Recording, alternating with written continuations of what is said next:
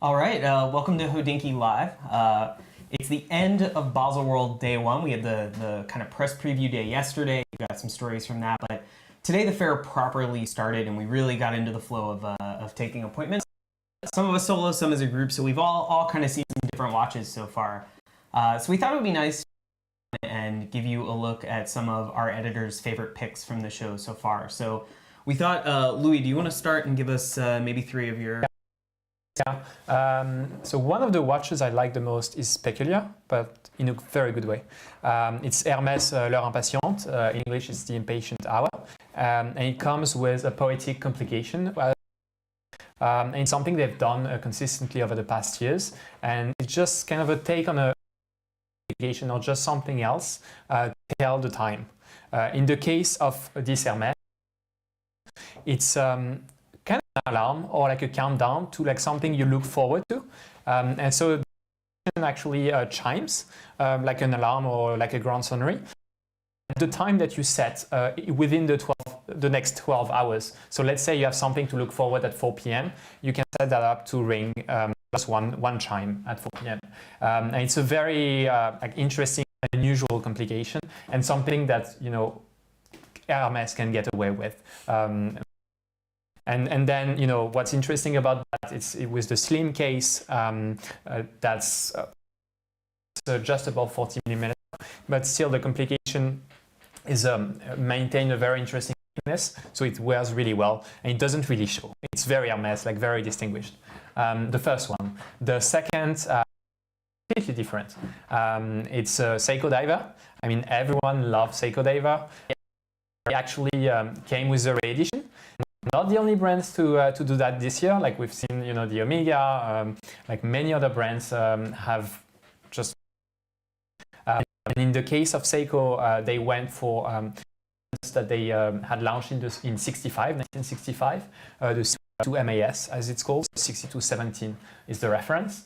And that was the very first Seiko diver. Exactly, and important because it's something, you know, they do one diver and like the first draft was amazing, and it's still the most collected, you know, vintage Seiko. And so they produced it this year. Again, as we've seen with the Omega earlier, almost to the T. It's same color, same type of. It's going to be a limited edition, 2,000 pieces, and I have no doubt that even though they are like fairly expensive for Seiko, they're around $3,000. They would go just because, you know, Seiko and Seiko divers have such a strong following. The third one, different brand but still kind of in the sporty segment.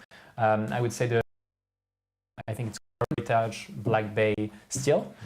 The name doesn't tell much because, you know, sports watch have been steel, but it's kind of like the old Black Bay with two additions.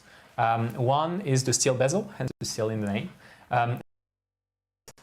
And it's something where, like, if you just read the paper, you'd be like, not sure, because, you know, the Black Bay as it is looked really nice, and still, like, together, it gives a very kind of like edgy feeling to this piece, and on the wrist, it's like a very new take on the Black Bay, and, you know, just doing a new color.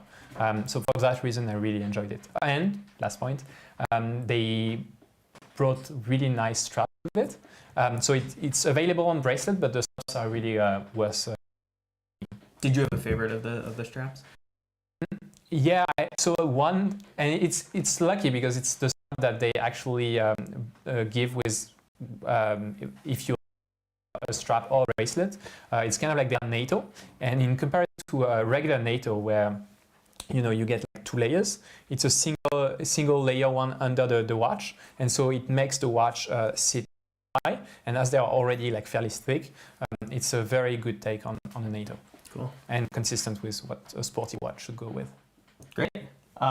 So Ben, what were your three picks? Yeah, I guess the first not be surprised to anybody who's read the site recently. It's the new Patek Perpetual Calendar 20. It's a lot of things in one. I'm not going to say it all kind of meshes perfectly. You take any of these individual attributes, the syringe hands, the lacquer dial, the stepped lugs, that mid case, and certainly the luminous dots and afters. Take any of those individually, you've got wonderful, wonderful components. Put a little bit of hodgepodge for sure. That's not to say it's bad. In fact, I think it's quite good. It's probably one of the finer watches in the Basel Hall booth. Quality and design and all that. You know, for a vintage Patek lover like myself, it really speaks to me for sure. You know, is it a watch that I'm willing to part with $82,000 for? Probably not, honestly. You know, the finish of, like, I'm not going to call them entry level because they're certainly not, but entry level brand comps, which is Patek's perpetual calendar basically, leaves something to be desired after owning a Lange or two and a few things like that. You know, it's not, I think, where it probably should be.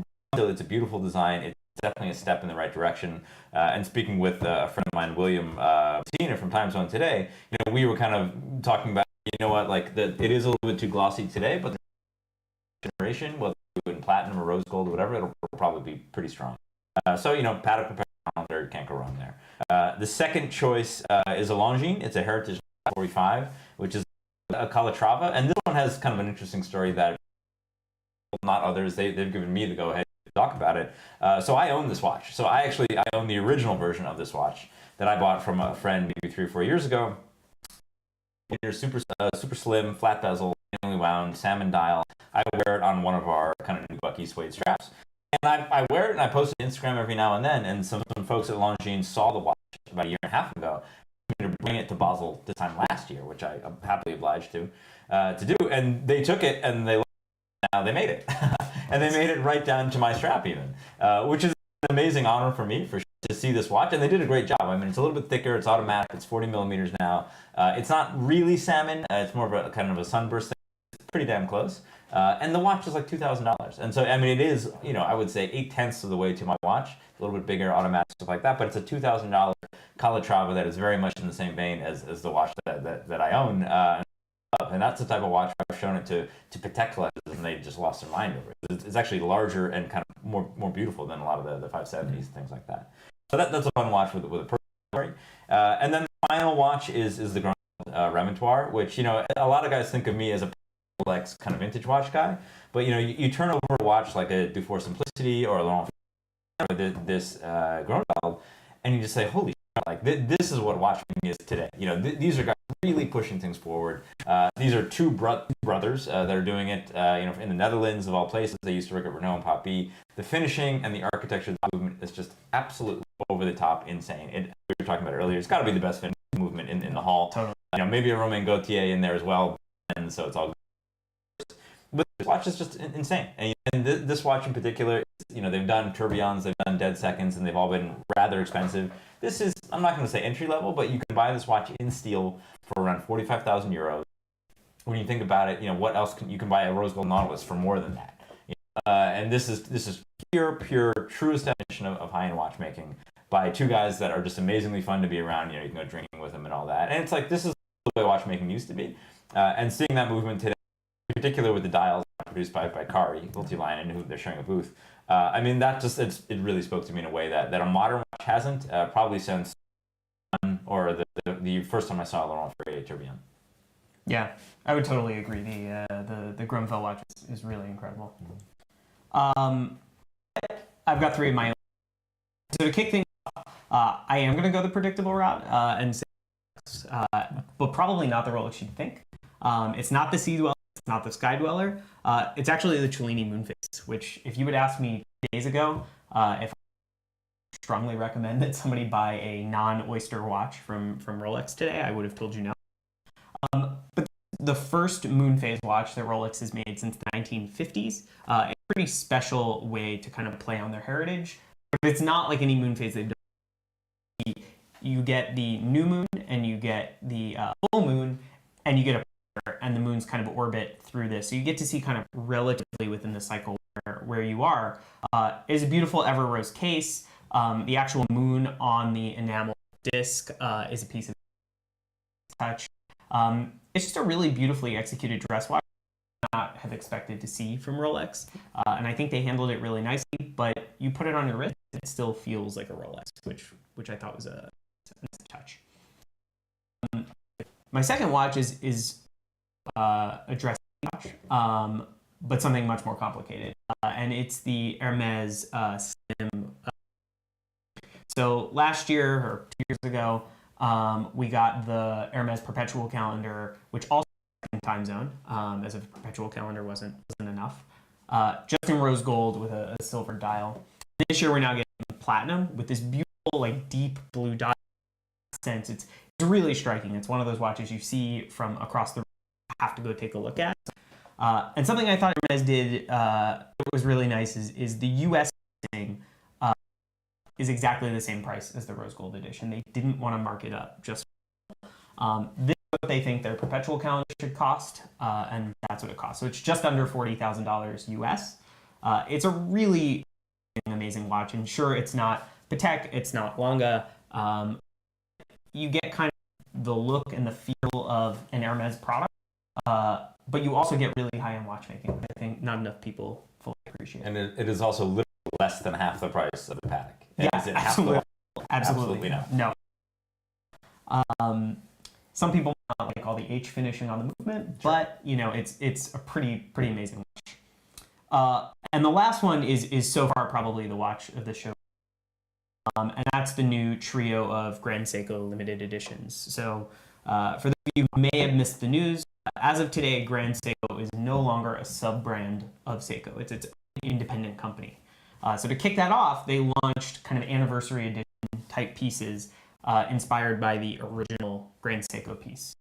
They look almost slightly larger. They're 38.5 millimeters. They're super wearable today. And they come in platinum, rose gold, yellow gold, and steel. They've kind of taken one of the things about the original Grand Seiko was it was made over a period of time. There were different dial executions. So they've nodded to each of the dial executions in each of these watches. So either raised or engraved signatures on the dial.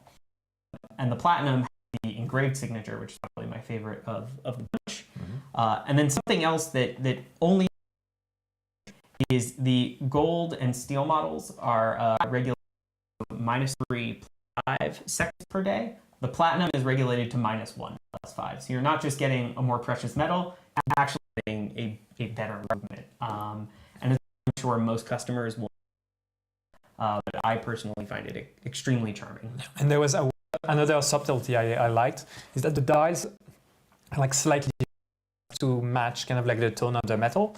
So if you take, the silver is going to be a bit more white, and you gold next to it, you will see just a small difference. Tiny bit. It's thought through.